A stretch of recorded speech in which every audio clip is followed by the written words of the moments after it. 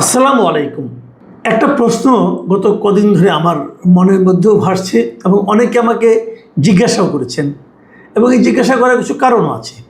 কারণটা হলো আমি কিন্তু বিভিন্ন সময় যে কোনো রাজনৈতিক দলই হোক না কেন, তারা যদি ভালো কিছু কাজ করে আমি তার প্রশংসা করি। আমি বলি এটা একটা ভালো কাজ হয়েছে। আমার এই প্রশংসাকে অনেকে বলে যে তুমি মানে যে কোনো দল ভালো করুক তারই প্রশংসা করতে হবে কেন, তুমি কি তার রাজনীতিটা দেখবে না? হ্যাঁ, আমরা রাজনীতি সবারই দেখি, কিন্তু সমস্যাটা কি জানেন? রাজনীতি অনুযায়ী কি দলগুলি চলে? মানে বিএনপির একটা রাজনৈতিক আদর্শ আছে, আওয়ামী লীগের একটা রাজনৈতিক আদর্শ আছে, জামায়াতে ইসলামের একটা রাজনৈতিক আদর্শ আছে, এনসিপির একটা রাজনৈতিক আদর্শ আছে। মানে কাগজে কলমে তো একটা আদর্শের কথা বলা আছে, গঠনতন্ত্র আছে, কিন্তু সেটা মেনে কি সবাই চলে? চলে না। মানে বেশিরভাগ সময়ই চলে না। যখন চলে, যখন ভালো কিছু হয় সেখানে পাই, সেটাকে বলতে হবে এ কারণে তাহলে মানুষ বিচার করতে পারবে যে না, সব দলই একদম খারাপ না, আবার সব দলই একদম ভালো না, ভালো মন্দ মিলেই দলগুলো। যাই হোক, এত বড় ভূমিকার দরকার নাই, আপনাদেরকে বিরক্ত করব না। দুদিন আগে আমার ছোট ভাই আমাকে একটা মেসেজ পাঠিয়েছে হোয়াটসঅ্যাপে, এবং তার সঙ্গে কয়েকটা আপনার নিউজের ক্লিপ পাঠিয়েছে, এবং তারপরে সে কমেন্ট করেছে যে জামাতের আসলে হলোটা কি, তারা কি মানে এলোমেলো হয়ে যাচ্ছে, পাগল হয়ে যাচ্ছে, এই ধরনের একটা কথা। আমার হুবহু মনে নেই, মোটামুটি এই ধরনের কথা। তো আমি আসলে ওই ক্লিপগুলো খুললাম, এবং তারপর আমারও মনে হলো জিনিসটা যে আসলে জামাতের হলোটা কি। এটা এই কারণে বলছি, দেখেন গত কয়েকদিনে, গত 2 মাসের কথা ধরেন, গত জুন জুলাই, মানে এত এত ঘটনা আমরা দেখেছি যে নানা ধরনের অপকর্ম, যৌন অপকর্ম, প্রতারণা এবং নানা ধরনের মানে ঘটনা। আমি একটা ঘটনার কথা বরং বলি। একটা ঘটনা তো খুবই আলোচনা হয়েছে, আপনারা জানেন, এটাও এই মাসে মাঝামাঝি সময়ে, যে সাতক্ষীরার একজন এমপি, জামাত ইসলাম এমপি, 75 বছর বয়স্ক গাজী নজরুল ইসলাম, তার সঙ্গে একজন কিশোরী নারীর একটা অন্তরঙ্গ মুহূর্তের ভিডিও ভাইরাল হয়ে গিয়েছে, এবং এগুলি নিয়ে অনেক আলাপ আলোচনা। প্রথমে অনেকে বলেছিল এআই দিয়ে তৈরি, তারপরে নানাভাবে উনি নিজেও বলে স্বীকার করেছেন, বলেছেন আমার স্ত্রী, আমি তাকে বিয়ে করেছি। একজন এমপি বাংলাদেশে বিয়ে করেছেন, কেউ খবর রাখে না, উনি একা একা বিয়ে করে ফেললেন। দেখুন, আমি একটা কথা বলি, এই ফাঁকি বলে রাখি আপনাদেরকে, অনেকেই কিন্তু আছেন ওই মানে ধরা খেয়ে পরে বিয়ে করেন আর কি। আগে ধরা খান, ধরা খাওয়ার পরে বলেন যে না, এটা আমার দ্বিতীয় স্ত্রী। ইসলামে বিয়ে কিন্তু একটা সামাজিক ঘটনা। মানে বিয়ে মিন্স ডিক্লারেশন, মানে ইউ হ্যাভ টু ডিক্লেয়ার, আপনাকে ঘোষণা করতে হবে আমি বিয়ে করেছি। ইসলামে ওই যে আমরা আগে বাংলা সিনেমায় দেখতাম না, যে আকাশ বাতাসকে সাক্ষী রেখে বিয়ে করে, হ্যাঁ, বাজারে যেয়ে বিয়ে করে, কয়েন আপনার বিয়ের সমস্যা নেই, কিন্তু আপনি গোপনে কোনো বিয়ে হবে না ইসলামে।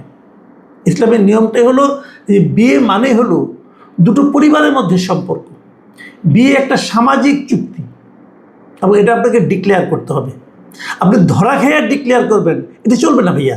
আপনি যে যাই বলেন, আপনি মুতা বিয়ে করেন আর যে বিয়েই করেন, ইউ হ্যাভ টু ডিক্লেয়ার, আপনাকে ঘোষণা দিতে হবে।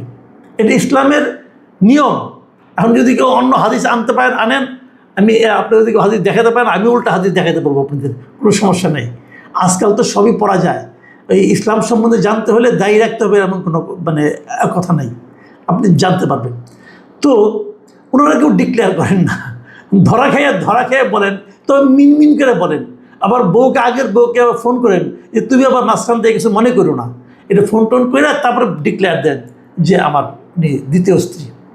তো এই এমপি সাহেব এটা ধরা খেয়ে এখন অনেক কিছু। কিন্তু আমি জামাতকে যেন ধন্যবাদও দিয়েছি যে ওনারা কিন্তু ওনারকে দল থেকে বের করে দিয়েছেন।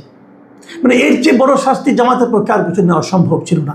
এই জন্য জামাতের সেন্ট্রাল কমিটিকে আমি ধন্যবাদও দিয়েছি, না ভাই ভালো একটা কাজ করেছেন। কিন্তু আপনার কয়জনকে থামাবেন? ঘটনা তো একের পরে ঘটেই চলেছে।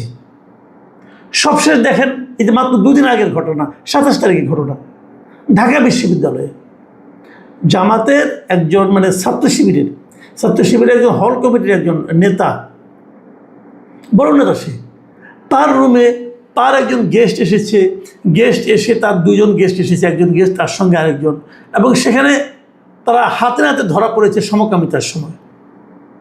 ভাবুন একবার, এও কি সম্ভব? ভাবা যায়? মানে এগুলো হচ্ছেটা কি? বলবেন উনি তো জামাত করে না। হ্যাঁ, করে না, মাদ্রাসায় পড়ে, এটা তো আরেক ঘটনা।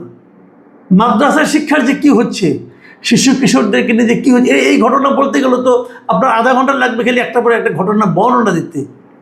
এই যে বলৎকার, এই যে ঘটনাগুলো ঘটছে ছোট ছোট বাচ্চাদেরকে, আমার বলছে, এটা করার সময় বাচ্চাকে বলতেছে, তুমি মনে করবা তুমি একটা স্বপ্ন দেখতেছ। ভাবেন একবার, মানে কত বড় হিপোক্রেট হলে পরে এগুলো হয়। এই সমস্ত মাদ্রাসা শিক্ষকদের আমি তো মনে করি যে কঠিনতম শাস্তি হওয়া উচিত। করছেটা কি? তো এগুলো আমরা দেখছি। আমি 2-3টা ঘটনা আপনাদেরকে বর্ণনা দিই। এই দেখেন, সিলেটের কানাইঘাটে যে ঘটনা ঘটছে, শিবিরের এক সাবেক নেতা, সে বিয়ের প্রলোভন দেখে অনৈতিক সম্পর্ক স্থাপন করছিল। তারপর তরুণী তার মানে বিয়ের দাবিতে অনশন করছে, করার পর তাকে দল থেকে বের করে দিয়েছে শিবির। মানে ধরা পড়ার পরে দল থেকে বের করে দেয়। আবার খুলনায় বাটিয়াঘাটায় ঘটনা ঘটছিল যে প্রবাসীর এক স্ত্রীর সঙ্গে আপত্তিকর অবস্থায় স্থানীয় জামাত সমর্থিত এক নেতাকে স্থানীয়রা ধরে পুলিশের কাছে সোপর্দ করে, পরে এটা নিয়ে মামলাও হয়। এগুলো কিন্তু একটা পরে একটা ঘটে যাচ্ছে। দেখুন, এই সেক্সুয়াল বিষয়গুলো যদি আমরা বাদও রাখি, আরও কিছু ঘটনা, আমি একটা ঘটনার কথা বলি যে ভোলার তৈজুমউদ্দিন উপজেলায়, ওখানে কি হয়েছে, ওখানকার উপজেলার জামাতের আপনার সাধারণ সম্পাদক যিনি আছেন, জামাতের যিনি সেক্রেটারি, মিস্টার মোহাম্মদ মহিউদ্দিন, এই মহিউদ্দিন সাহেব তাদের ওই মাদ্রাসা, উনি একটা মাদ্রাসার টিচার, ওই মাদ্রাসার আরেকজন জুনিয়র শিক্ষক ছিল, তার নাম মোহাম্মদ মহিউদ্দিন। সেই মহিউদ্দিন জুনিয়র শিক্ষক মারা গেছে, এবং মারা গেছে আজকে থেকে 20 বছর আগে। এখন তার নামও মহিউদ্দিন। তখন এই জীবিত জামাত নেতা যে মহিউদ্দিন, গত 20 বছর ধরে ওই মৃত মহিউদ্দিনের যে আপনার ইন্ডেক্স এবং ব্যাংক হিসাবগুলি জালিয়াতি করে তার বেতন ভাতার টাকা উনি তুলে নিয়েছেন।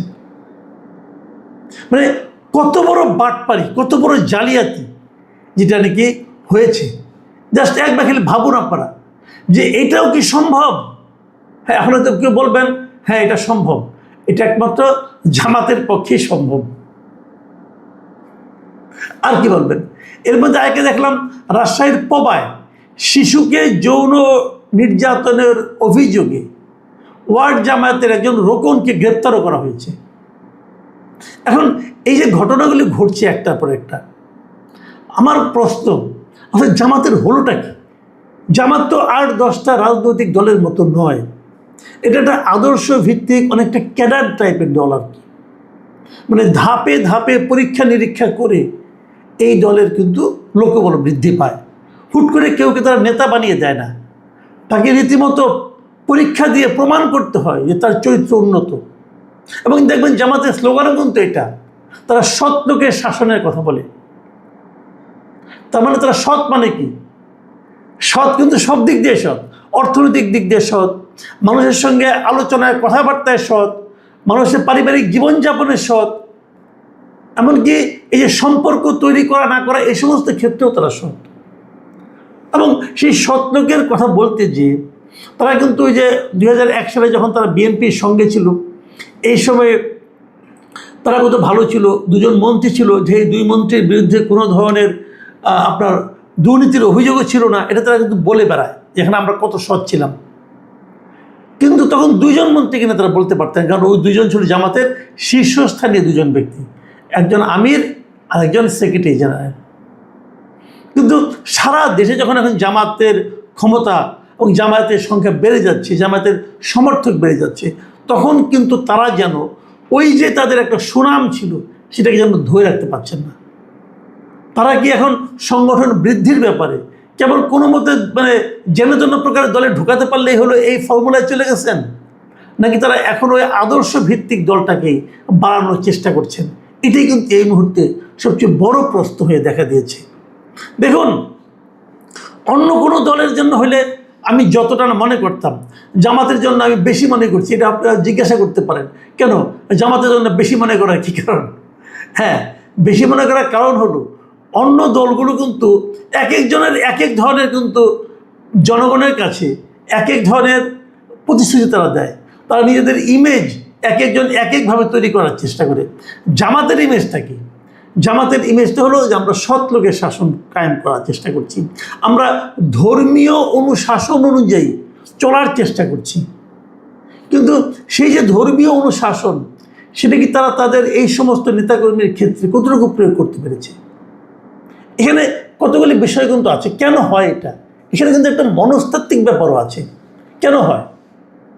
অনেকে মনে করেন তারা কঠিন অনুশাসনের মাধ্যমে তাদেরকে বেড়ে উঠতে হয় বলে এক পর্যায়ে যে তারা মানবিক আবেগ এবং এই ধরনের যে প্রবৃত্তি, সেটাকে প্রকাশের কোনো সুযোগ পান না, এবং সুযোগ না পাওয়ার কারণে তারা বিকৃতভাবে অন্য পথে চলে যান।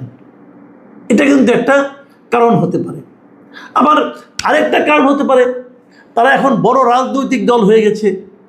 তারা মনে করে যে আমরা যদি এরকম ছোটোখাটো দু একটা অপকর্ম করিও, তা আমাদের বিরুদ্ধে কোনো লঘু দল মানে গুরুদণ্ড হয়তো হবে না, আমাদের দল আমাদেরকে সেভ করবে, হয়তো দল থেকে বের করে দেবে, কিন্তু বড় ধরনের কোনো দণ্ড আমাদেরকে পেতে হবে না, যে আমাদের দল আমাদেরকে সাপোর্ট করবে।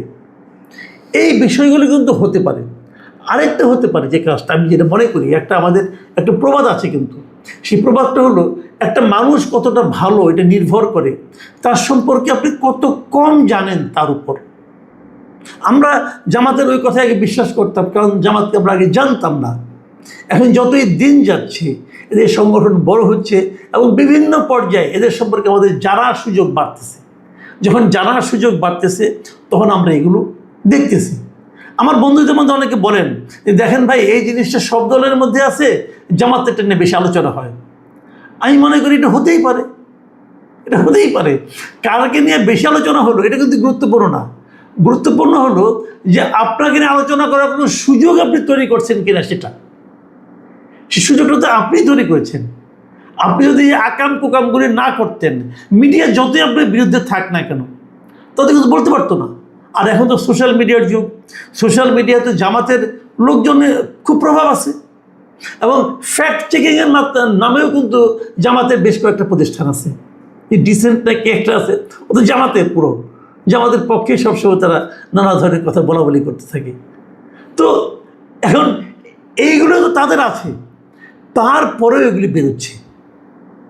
এটা কিন্তু আমি মনে করি খুব শুভ কোনো সংবাদ তো নয়, বরং এটা একটা, আমি মনে করি যে একটা আতঙ্কের ব্যাপার আমাদের সমাজে।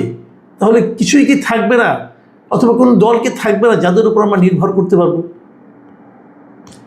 এই যে মানুষের মনে জামাত সম্পর্কে একটা ধারণা এখন ইদানিং খুব বেশি ব্যাপকভাবে প্রচারিত হচ্ছে, ছড়িয়ে পড়েছে, জামাত নেতৃবৃন্দ বিষয়টাকে কীভাবে দেখবে? প্রিয় দর্শক, এখন এ পর্যন্তই। আল্লাহ হাফেজ।